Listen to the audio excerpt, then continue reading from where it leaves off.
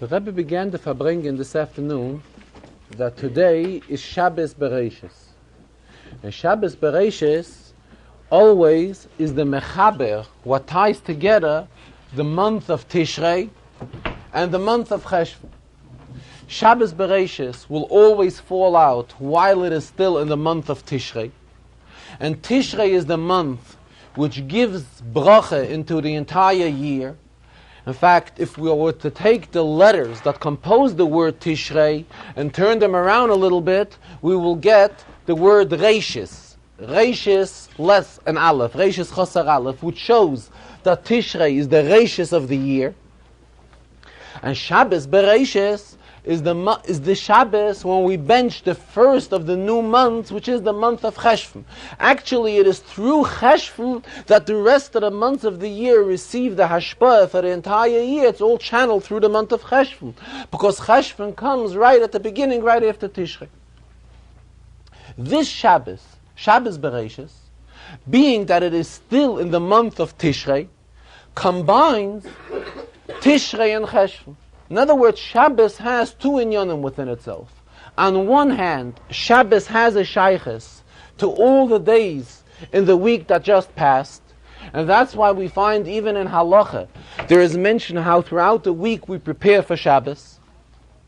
As Chazal expressed himself, Misha Tarach be'erev Shabbos, Yoichal be'Shabbos, the one who has prepared on Erev Shabbos, he has to eat on Shabbos. So we see that the Erev Shabbos, not necessarily meaning only Friday, meaning the days before Shabbos, have a shaykhus to Shabbos, because these are the days when one prepares himself for Shabbos. So this is how Shabbos has a shaykhus to the week that has passed, as to the extent that Shabbos we're supposed to enjoy, not just with stamem meal, but with basar shomein, v'yayin yoshan, with delicious meat and aged wine. All this cannot be prepared on the Shabbos. It naturally has to be prepared before the Shabbos.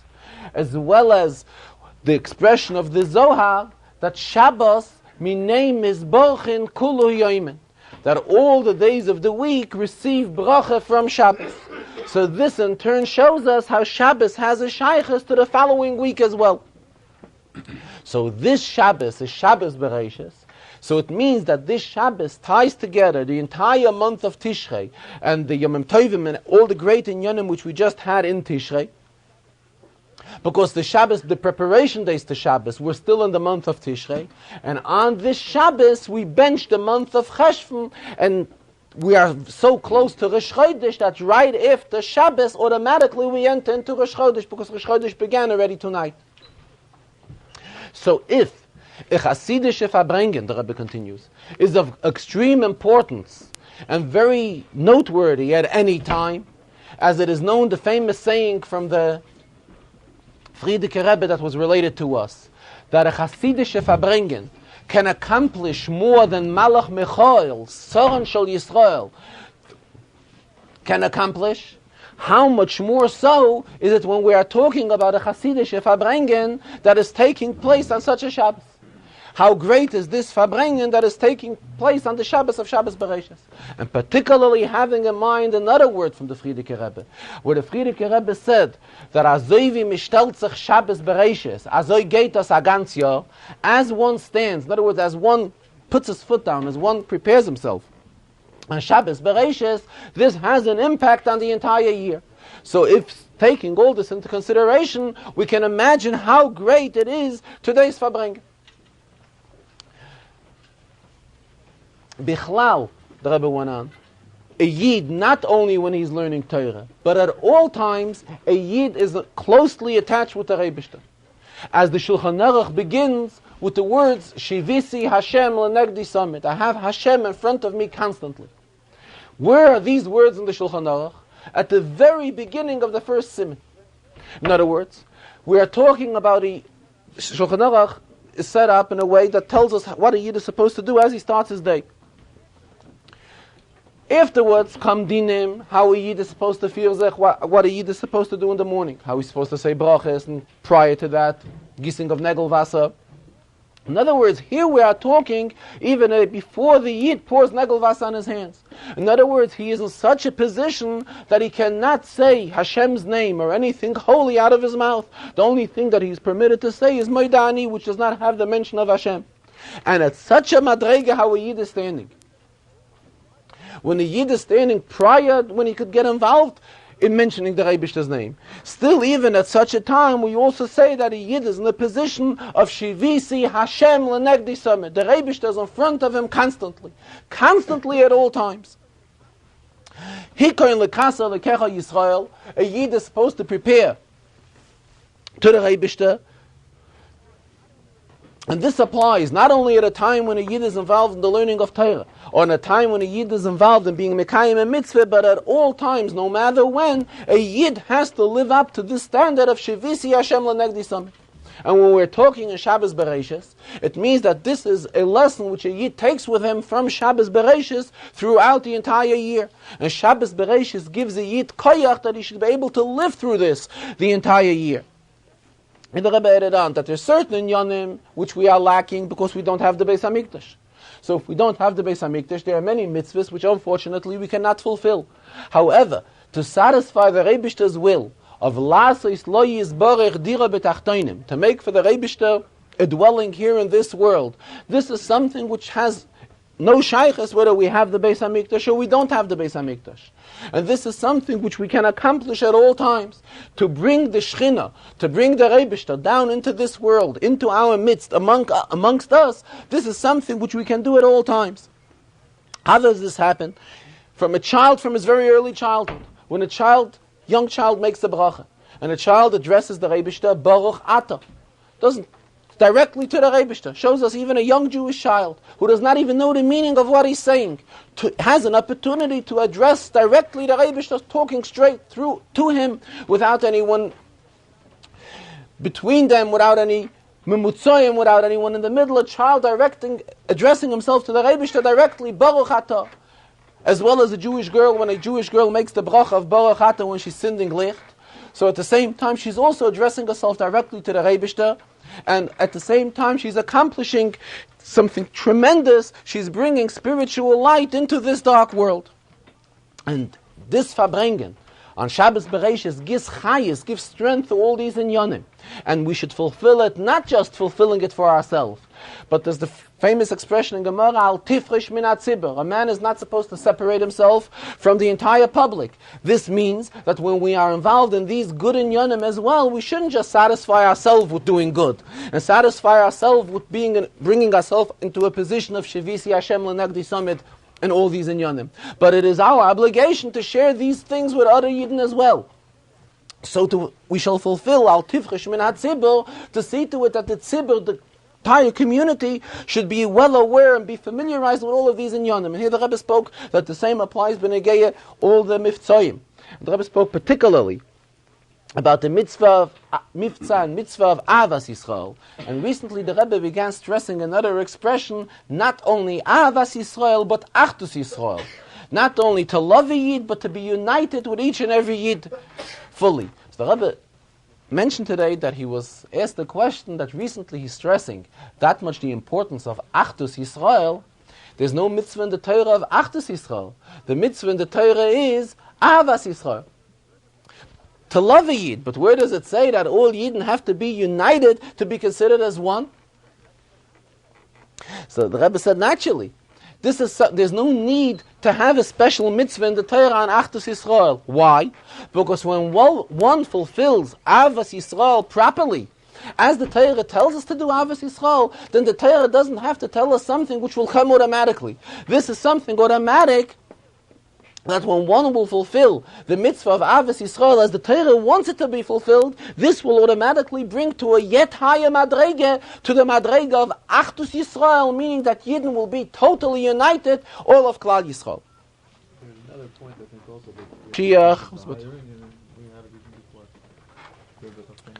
by the coming of Mashiach will be fulfilled the idea of L'sakin Olam b'malchus Shin Daled Yud, as we say in davening, that the entire world will be uplifted and correct it. However, we have an opportunity to fulfill it now by making a dira betachtonim, bringing down the Rebishter into this world through fulfilling all of these inyanim. This fulfills the idea of dira betachtonim, bringing the Rebishter amongst us. All what we mentioned, to realize that Hashem is in front of us constantly, as well as the Rebbe stressed that the whole idea of Torah is an educator. Torah comes not only, does Torah stand for all of the great milas which Torah has within itself, but Torah is here to educate us as well. And that's why Torah educates us constantly, not only when we're talking about youngsters, when we're talking about adults as well. Torah is a source of education for each and every Yid, constantly where he gets strength and guidance and inspiration, what he should do at each and every occasion. This, the Rebbe says, applies b'negei Shabbos Bereshis at all times. Shabbos Bereshis always must fall out in a Tishrei, in the month of Tishrei. Shabbos Bereshis is always the Shabbos that we bench the month of Cheshvan. So no matter what year, we always have this idea of, this thought is always within Shabbos Bereshis. However, this year, there's something more to Shabbos Bereshis. Why? Because Shabbos Bereshis falls out on a Shabbos, because that's Shabbos Bereshis. But this year we had other Yomim Tovim which also fell out on a Shabbos. Rosh Hashanah fell out on Shabbos. And if Rosh Hashanah falls out on a Shabbos, then automatically we have to have Sukkot also fall out on a Shabbos. And this is tied in the pasuk, Tiku b'chodesh shofar. So Chazal explain that Tiku b'chodesh shofar naturally applies to Rosh Hashanah. Rosh Hashanah, the new moon, being that it's at the new month, the new moon is still bakesa, it is still covered. It cannot be seen. However, after that comes out Liyoim Chagenu, the day that we celebrate the Yontif. When is that? When it's already fully seen. Not just seen, but seen to the extent of the expression of Kaimos Sihara Bashli Musa, meaning that the moon is there completely. That is on the 15th of the month. When is that on the 15th of the month? That's already when we celebrate the Yontif of Sukkot. So Rosh Hashanah and Sukkot have a very strong shaykhus between each other, between itself.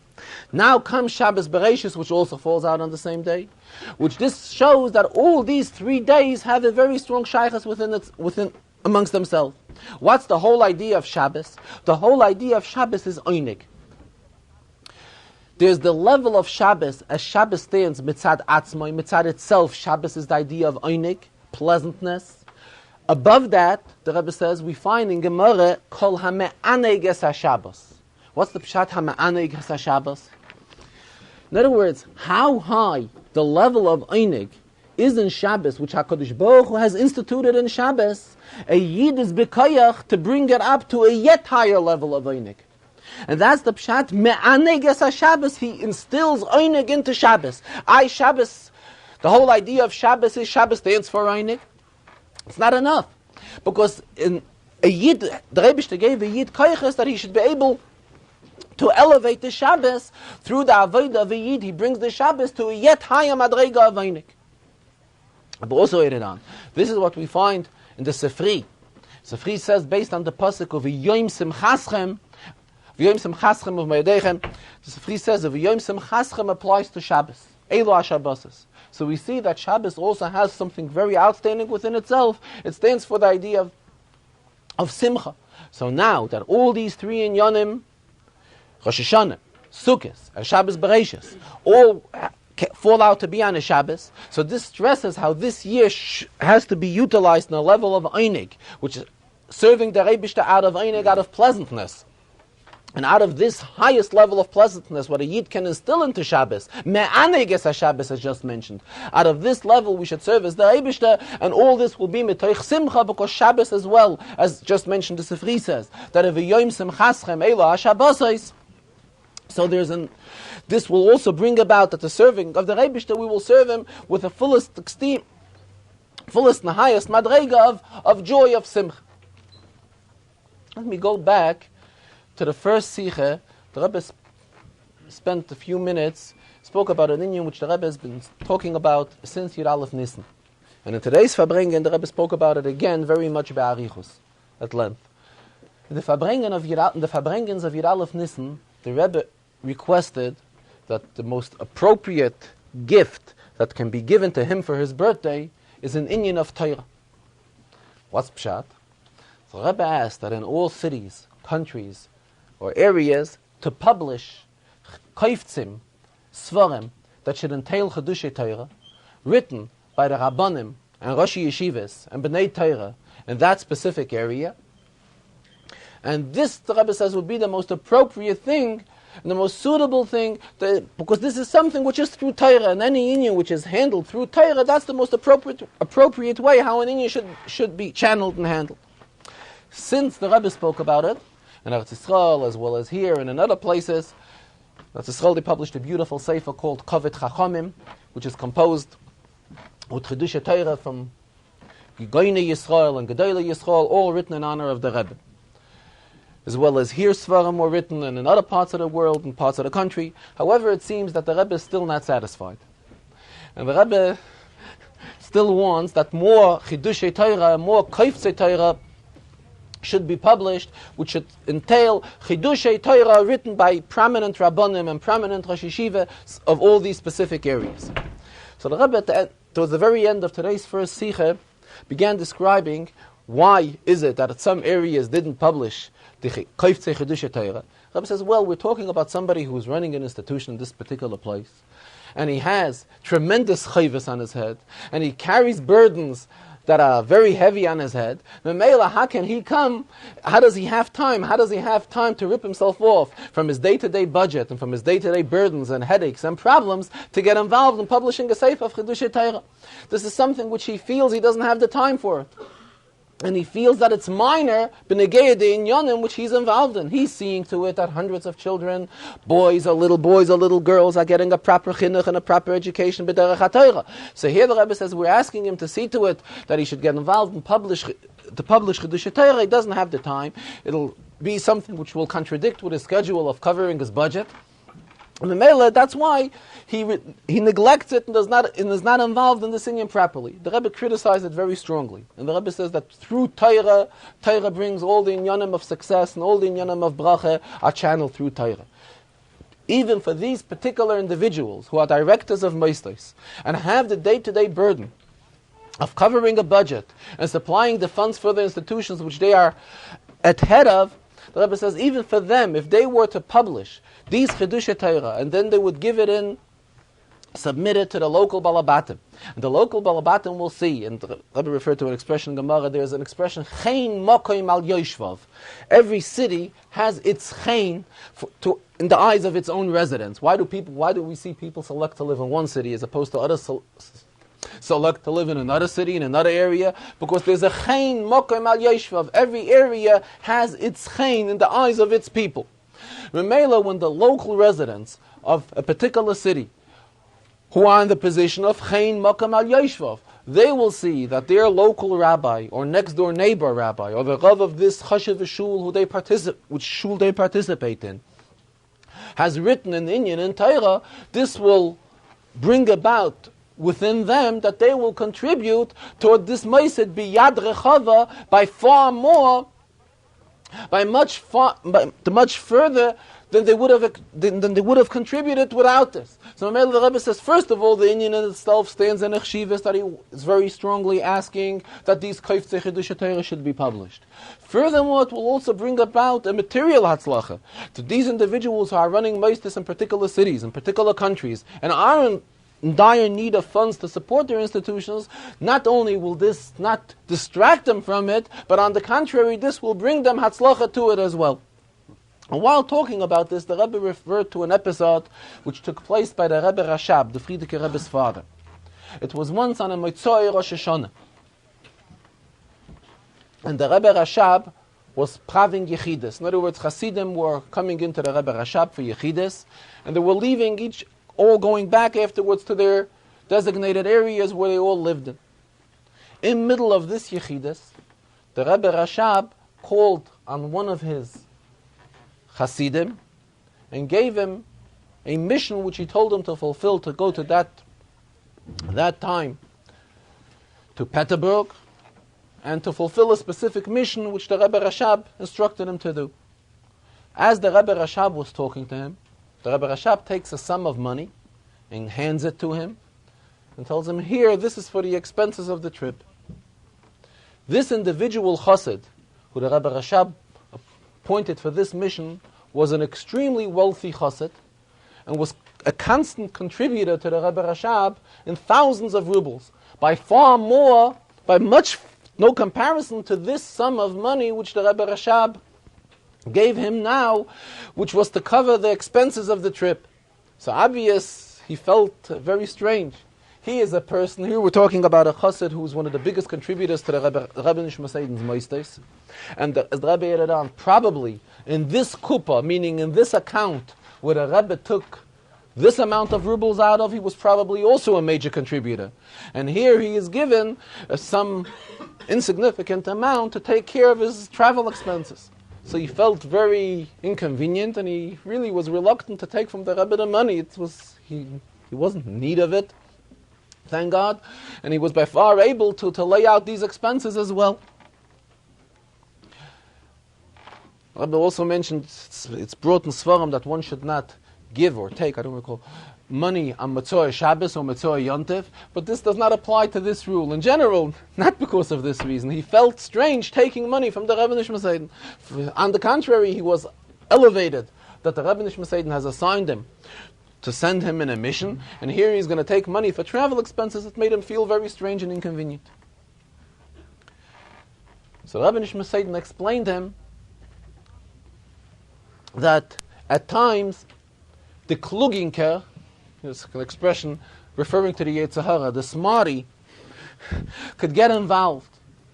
And if he will not, and if it'll have to be his own monies that he will lay out, then naturally we're talking about a person who was a great balstoker, but still if it's going to be his own money that he has to lay out, there'll be certain questions he will think twice. Should he or shouldn't he? And the Yetzirah is going to start giving him some sort of guidance and not let him treat the expenses accordingly as they should be treated. So that's why the Rebbe said, the Rebbe Nishma Seiden told him, whatever you wish to contribute is acceptable, no question about it. However, when we're talking about expenses which have to be laid out, the best way, l'toivas ha'inyan, for the sake of the inyan which he is accomplishing at the moment, would be that he should be reimbursed for all expenses. Rebbe was trying to bring out of this how we have to be careful how far shoichad, bribe, self-bribe, in other words, and how the Yetzirah can have an impact on a person, that here we're talking about a person who was a tremendous balstoker and gave by far more than this amount was. This amount was something extremely insignificant by him. However, the Yetzirah at times can grab himself on such small inyanim, on such little inyanim, and through these little minute things can mislead and ruin complete inyanim. Further in the Farbrengen, the Rebbe referred very strongly to the fact that this year we are celebrating 100 years of the passing away of the Rebbe Maharash. And as the Rebbe began talking in the Farbrengen of Yud Gimel Tishrei, which was the day of the Yortzeit of the Rebbe Maharash, that the Rebbe Maharash is extremely outstanding for the fact of L'katchila Riba. This is how the Rebbe refers to it. The Rebbe explained it in the previous Farbrengens a little more at length. There's a saying from the Rebbe Maharash. The Rebbe Maharash once expressed himself that the world says, if one cannot go under, then he goes over. A mekenicht arunter geht men a ribe, in Yiddish. However, the Rebbe Maharash said, und ich sag, I say, the Rebbe Maharash said, as me darf gehen l'katchila a ribe. Meaning that one has to go, his immediate approach has to be to go over right away.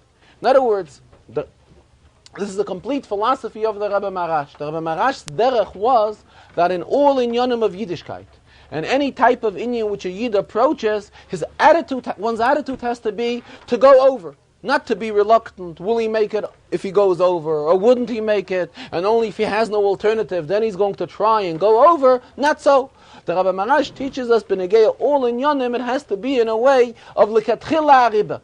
L'katchila, immediately our approach has to be to go over. And this, the Rebbe says, is reflected as well in this week's Sedra. Bereshis bara Elokim es hashamayim v'sa'aretz. So there's this whole arichas in Gemara, whether Shamayim nivra tchila or Oretz nivra tchila. What did the Rebishter create at first? Did he create the earth first, or did he create Shamayim first? However, right away from the pasuk we see Bereshis bara lakim es Shamayim. First Shamayim. In other words, it's an attitude of right away. Look at tchila ariba. What's closer to a person, Shamayim or Oretz? Naturally, Shamayim is further. So the pasuk tells us right away the first thing is Shamayim. Look at tchila ariba. And this is all the goal of Bereshis, because Bereshis is as Rashi comments. There are two Reishis. The world was created because of the two first ones. Who are the two first ones? Torah and Yidden. Yidden are considered Reishis, and Torah is considered Reishis. And for these two, because of Yidden, should be able to fulfill Torah, that is why the Rebbe created the world. And here the Rebbe referred to a saying from the Frierdiker Rebbe. The Frierdiker Rebbe related that all of the Rabbeim, each one of the Rabbeim, had a certain Maimah Chasidus, which this Maimah Chasidus they would review every few years. It would be more or less the same contents, and this is what they would say every few years. And the Frierdiker, I think it's quoted in the Hayom Yom, and the Frierdiker Rebbe there refers to each Rebbe which Maimah he would say every couple of years. But Negei the Rebbe Marash, it's a Maimah Mika Moicha of the year Mika Moicha Be'elam Hashem of the year Taf Reish Chav Tes. But the Rebbe Marash not only said it in the year Taf Reish Chav Tes, the contents of the Maimah he repeated it every couple of years. He would say over the same contents of that Maimah. Primarily, the contents of that Maimah is that the whole creation of the world and its contents is not something of a dimyon, of an imagination, or as the Rebbe used another expression, an achizas einayim, something which in front of our eyes it seems like something, but in reality it is not there. Chas v'shalom, the Rebbe created the world, and this is what the Torah tells us. Bereshis bara lakim es hashamayim v'es haaretz. The Torah tells us that the Rebbe created a shamayim, and the Rebbe created an haaretz. So it's a reality. We cannot say it's something of imagination. B'negei nisyonos, we find that there's an inyan of an imagination.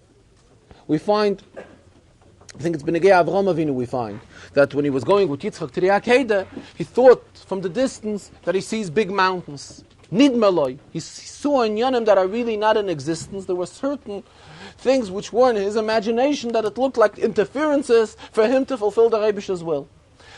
And as we find in the pasuk, Himinasa Hashem Elokeichem Eschem, the Rebbe is testing us, Lodas, to find out, Hayeshchem Oyevim Es Hashem, do we like the Rebbe? So Mamela, when we have an inyan of an Nisayon is not a reality. An Nisayon is something which within our imagination we think that there is something which stands as an interference for us to fulfill a mitzvah, to fulfill a certain type of other inyan. That's B'negeya Nisyonos. However, when we are talking not B'negeya Nisyonos, we're talking about what the Rebbe created in this world. How the Rebbe created a world, here we are supposed to take it in a positive way. That whatever the Rebbe has created, he has created in reality, and we are here to utilize all these inyanim in the sense of fulfilling them, utilizing it all for Torah and for Kedusha. And this is B'negeya, this part of the Sedra. However, we find in the same Sedra, we find other inyanim, the old inyanim of B'negeya Chaytetz Hadas, that we are to take in a negative way. In other words, the beginning of the Sedra, we approach in a positive manner, that in a positive way, that we see whatever the Rebbe has created is here for us and to beautify the world and what we are supposed to utilize from the world. But again, the whole sipper of Chaytetz Hadas, that we have to take in a way to see what we have to watch ourselves from. In other words, not to get ourselves involved in inyanim that may lead to what happened and to its consequences of the inyanim that took place, all regarding and revolving the inyan of Eitz Hadas. Throughout the Farbrengen, actually it was already later, in the middle of, when the Rebbe began learning the Rashi, and the Rebbe referred to a milsa de bedichase, to a joke, he says, which was popular once. The Gemara tells us, B'negeya Yonasan ben Uziel, great sage Yonasan ben Uziel, he made a translation of Pirush on Torah Yonasan ben Uziel. So Yonasan ben Uziel, the Gemara says, that when he learned his koyach of learning Torah was so outstanding that if a bird would fly by while he was learning Torah, the bird would be burnt. The Rebbe says that this was used to show how Torah can be taken in different ways. So when a chassid heard this greatness of Yonasan ben Azil, what was the chassid's reaction? The chassid reacted, Yonasan ben Azil is so great, that means he himself must be in a madrega of Sorof as well, in the olam of Srofim. And that is why he is shayach, that when he learns Torah, things are nisraf, things are burnt. So when a bird flies by Yonasan ben Azil's Beis HaMedrash, where Yonasan ben Azil was learning Torah, the bird was burnt.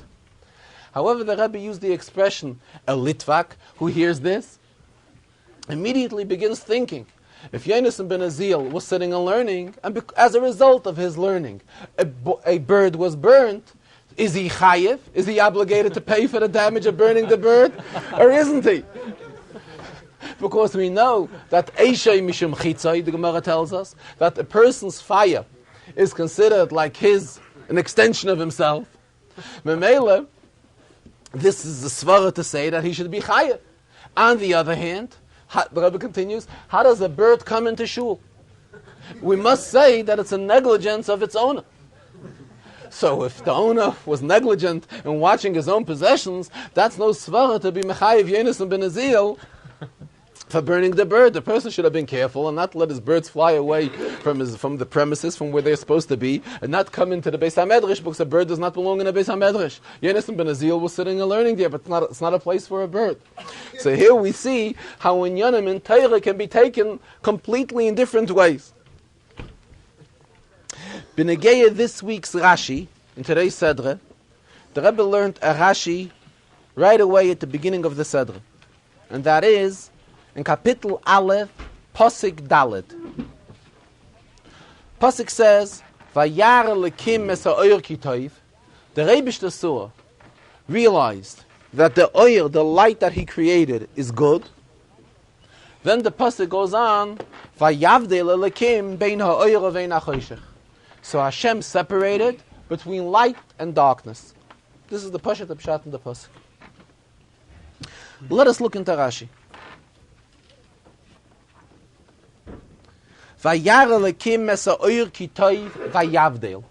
Rashi quotes quite a bit of the Pasuk.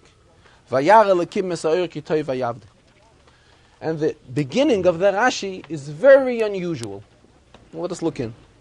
Rashi says, Af pazeh, here too. What kind of here too?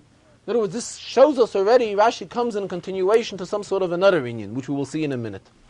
Here also, we have to come on, we cannot learn al pi pshat, we have to come on to an interpretation of Agoda, of Drash.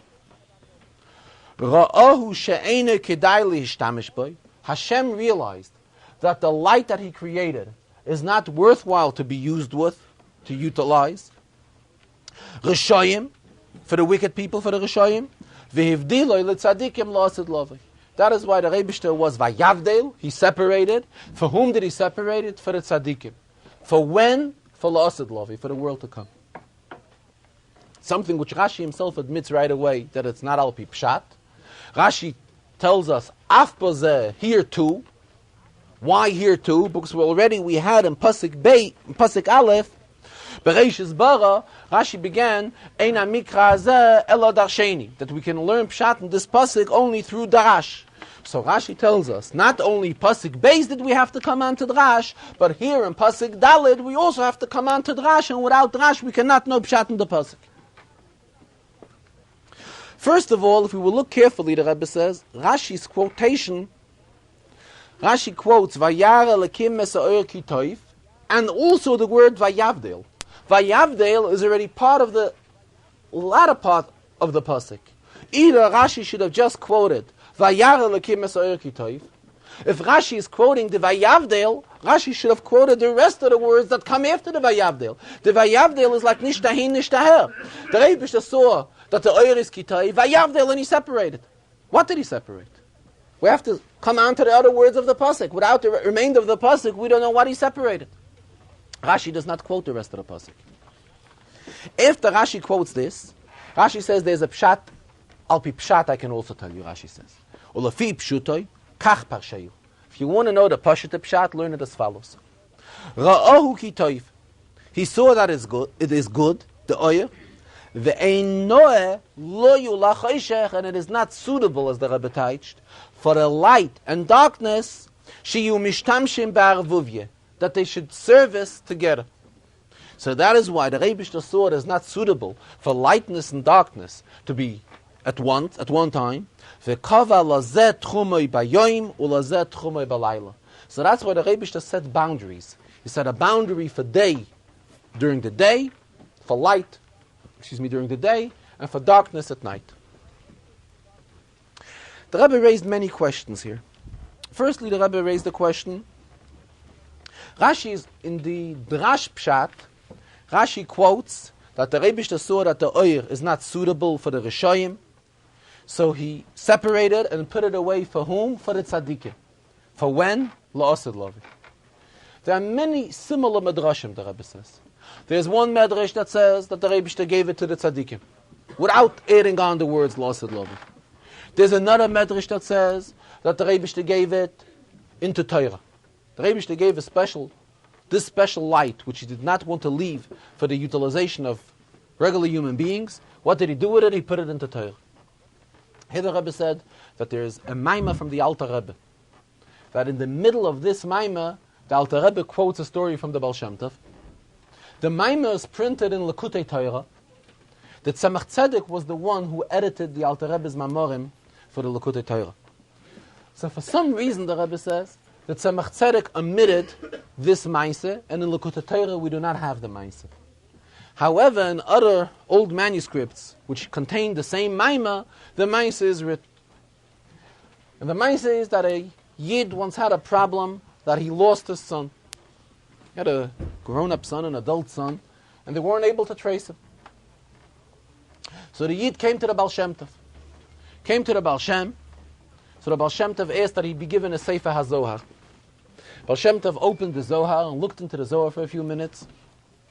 And then later he told the Yid that he should know that his son is in the city of Breslau, and there is a Yerid, which is a market going on now, and his son is involved in purchasing oxen. Oxen, shvorim.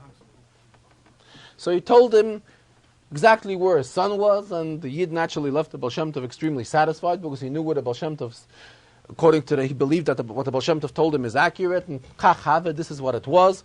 He went to the city of Breslau, and that's where he met his son. Also, what is this story have a shaykhs here? Because that the Rebishter took this oil, which was by Sheishis Yimei Bereshis, and he took this oil and he hid it. Where did he hide it? In Torah. So Mamela, one who has a proper access to Torah, a person the caliber like the Baal Shem Tov, through looking into the Sefer HaZohar, was able to make use of this oil that a Kadosh Baruch Hu has hid. However, where did the Rebishter hide it? The Rebishter hid it in Torah. Mamela, being that the Rebishter hid it in Torah, through Torah he was able to make use of this oil.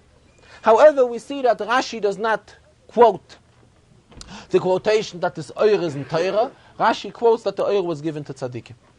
Not stam to tzaddikim, but to tzaddikim la'asid love. Why? This is very pashut.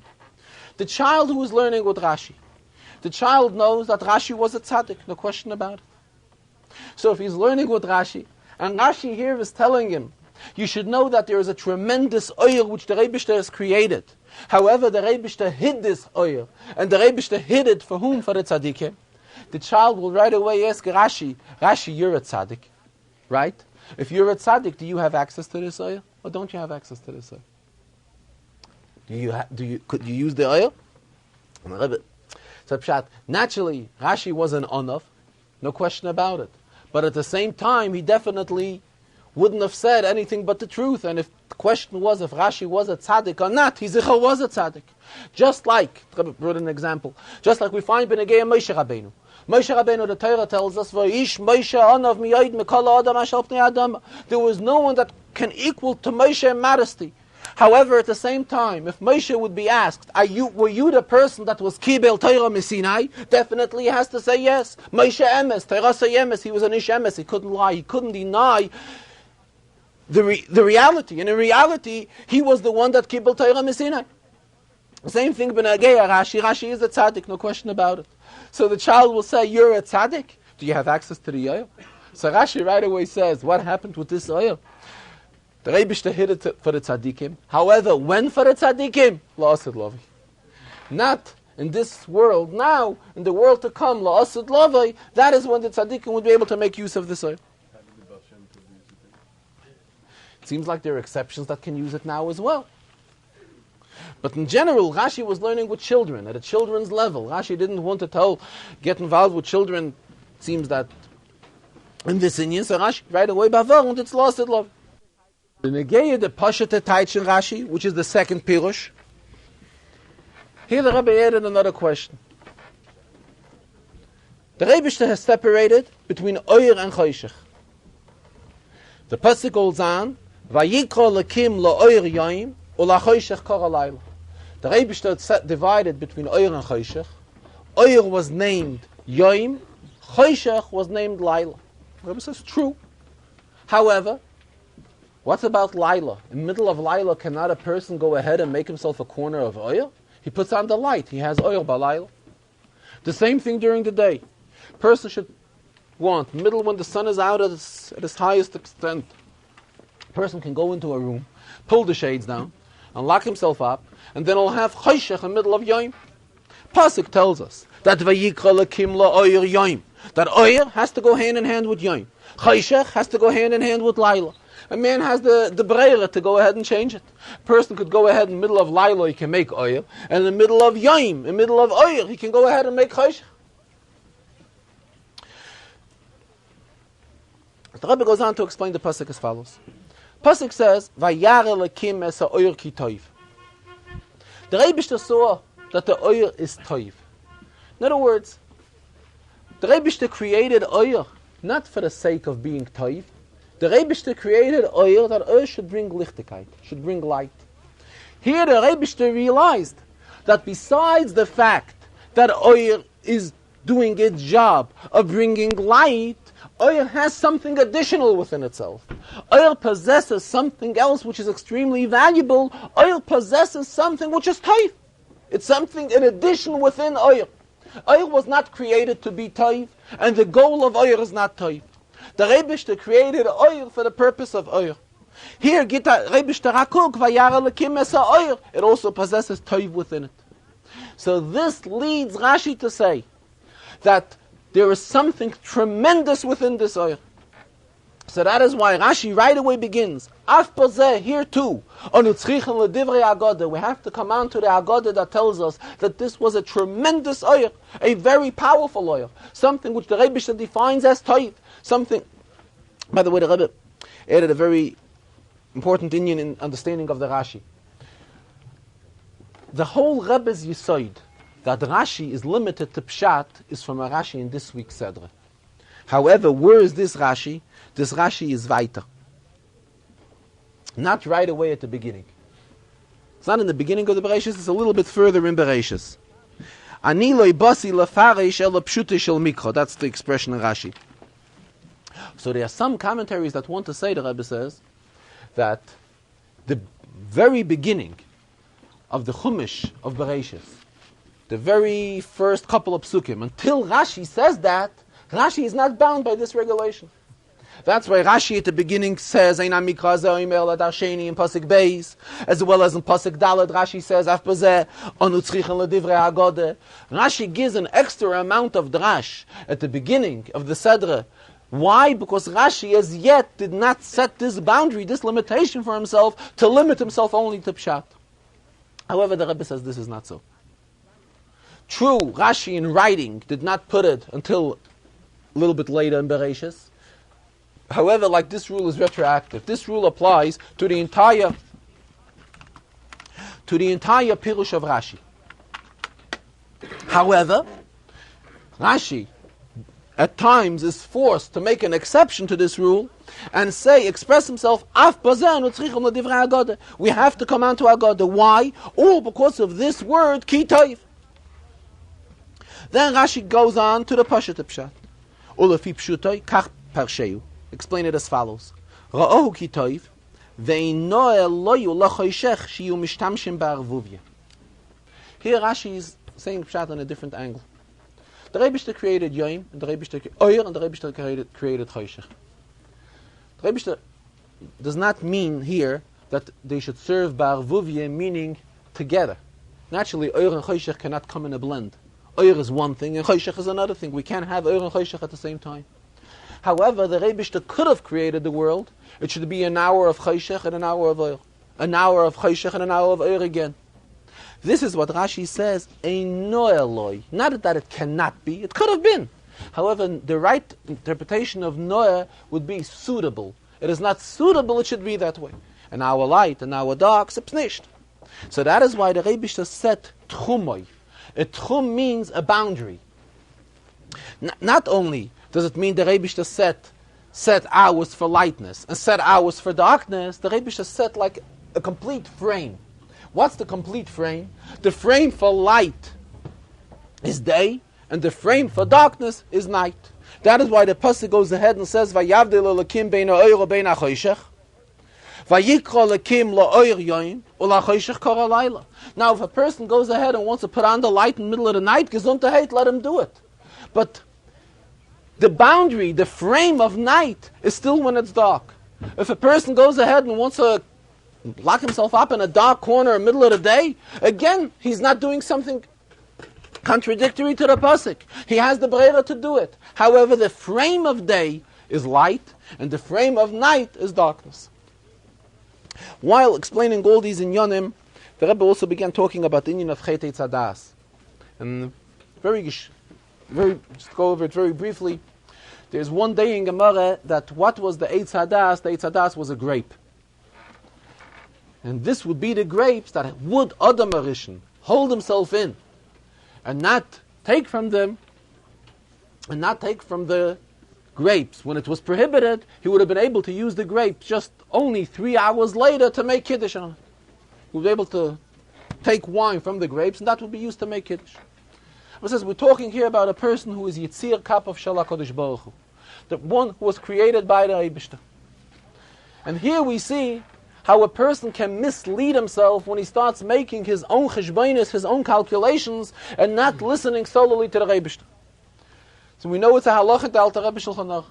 The Alter Rebbe says in his Shulchan Aruch, Toyameh HaChaim Zochu, that on Friday afternoon one is supposed to taste the food of Shabbos. So Adam Arishan, knowing that this would be the wine which he would use for Kiddush, made a calculation that it would be only proper to taste this wine Friday afternoon. This is b'negei all the foods that are eaten Friday night. Wine, we know, has halachic restrictions. What is a proper wine and a recommendable wine that should be used for Kiddush? We know that Yayin Yoshan, the older a wine is, the chashuver it is. Here Adam Arishan didn't have no old wine yet, because the wine was just created. Memelem, being that the wine was just created, so it would have been the only proper and only suitable for Adam Arishan to take this wine and test it to see if it's a kosher wine for Kiddush or isn't it a kosher wine for Kiddush. So this would have been very logical for if Adam Arishan would go by his own logic and by his own rationale and by his own seichel, this would be a proper reason to go ahead and test the wine. However, dafke here, this is the reason how we see that how a Yid is never supposed to rely on his own seichel. If he relies on his own seichel, he can always make cheshbonos like Adam Arishan would have made here. It's Friday afternoon, it's a proper time to see that he has proper wine for Kiddush. However, if there's a tzivah from the Rebishter, that the Rebishter tells us not so, we're supposed to put away our own calculations and our own cheshbonos and all our ways of thinking, put it all on the side, and we have to live in a way of Kabbalah soil, of an acceptance of the yoke of HaKadosh Baruch Hu, only to listen what the Rebishter tells us. Towards the very end of the Farbrengen, Rebbe referred to a famous saying that b'negei in many mitzvahs we find that we make brachas on mitzvahs. However, b'negei at tzedakah, we don't find we should make a bracha on tzedakah. Tzedakah is such an outstanding mitzvah. Why isn't there a bracha on tzedakah? So Rebbe explained that it's brought in Svarim as follows. If a poor person comes to us and he's in dire need of tzedakah, one will say he has to make a bracha. He has to make a bracha. He has to prepare himself to the bracha. He just can't make a bracha like this. So the proper thing to do is he would go to the mikveh before. He would go to the mikveh before, and then he had to make sure that he dries himself. And here the Rebbe mentioned it's brought in Svarim that one should make sure to dry himself properly, particularly b'negei the legs. But otherwise it may lead to shikha, it may lead that he should forget in yon. So naturally the person wants to be very careful and very accurate. So after coming out of the mikveh, he will make sure that he's completely dry. Not only b'negei his legs, he'll make sure that his entire body is totally dry. Meantime, that poor person is never hungry. And this person is going through all the spiritual preparations. He's going to mikveh and drying himself and doing everything to see to it. He should be able to make the bracha properly. That person there is sitting hungry in the meantime. We have to help him. So Mele the Rebbe says it's not chas v'chalila to underestimate the greatness of mikveh or to underestimate the greatness of one preparing himself to a mitzvah. However, there are certain mitzvahs which simply do not allow for preparations. The mitzvah comes to our hands, we have to do it right away. The same the Rebbe says is b'negei all the miftzoim. Each and every one of the miftzoim. All of them, and each one of them separately, Miftzah Sefer Torah, Miftzah Avas Yisrael, which is one with Achtus Yisrael, as we just explained, Tfil, Mezuzah, Neire Shabbos Kodesh, Taras HaMishpacha, Kashchas Achilu Shtiya, Tfil, Miftzah Torah, all of the Miftzahim. Each one of them, whenever we have an opportunity to do it, we meet another Yid, and we have a chance to get somebody to get Oisis and Sefer Torah, to get a mezuzah on a doorpost, or to see to it that a Yid should put on film. We don't need any preparations for it. It's not an inyan of making a bracha before it. We don't have to go to the mikveh before that. We have to chapa rein and do.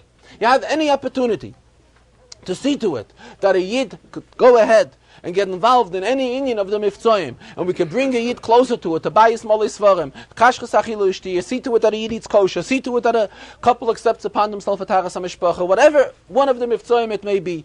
Don't postpone it, don't drag it, the Rebbe is begging. Don't let us make too many preparations before we talk to a person. We have an opportunity to talk to a Yid, do it right away, without preparations, just like mitzvahs tzedakah. Does not require a bracha before it. The same b'negei all of these miftzoim, there's no need for a bracha, there's no need for preparations. Go ahead and do it.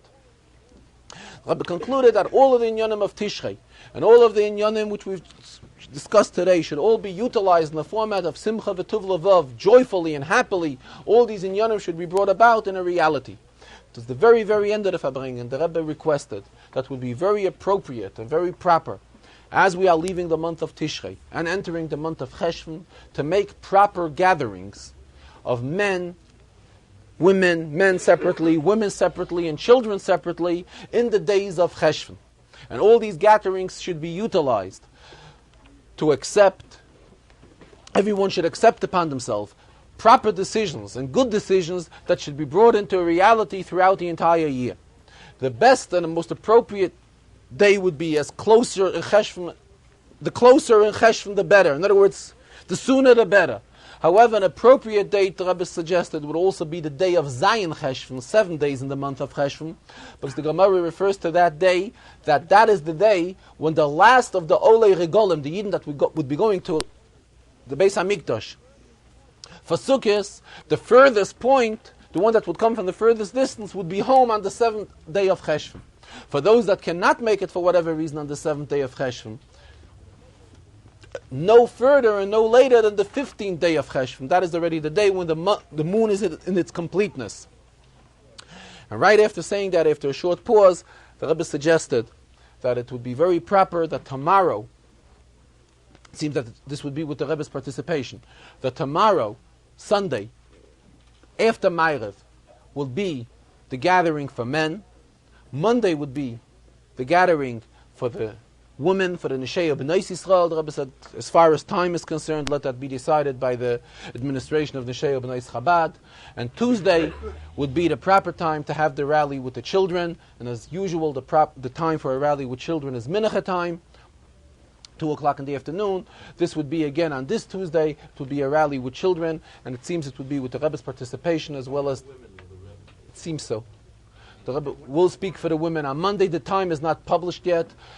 Publicized yet. However, tomorrow it will be after Ma'ariv that the Rebbe will be speaking for men at a kinus. And the Rebbe also said that all of these kinusim should be utilized in all the 3 kavim, in Torah, Avodah, and Gemilas Chasadim, which is stuck. In other words, an inyan of Torah should be said, combined with it an inyan of Tefillah, it should be close to a Tefillah, or Tefillah should be at the beginning or at the end, as well as the giving of Tzedakah should also be in this kinnus, in this gathering, in each one of these gatherings, in all the three kavim.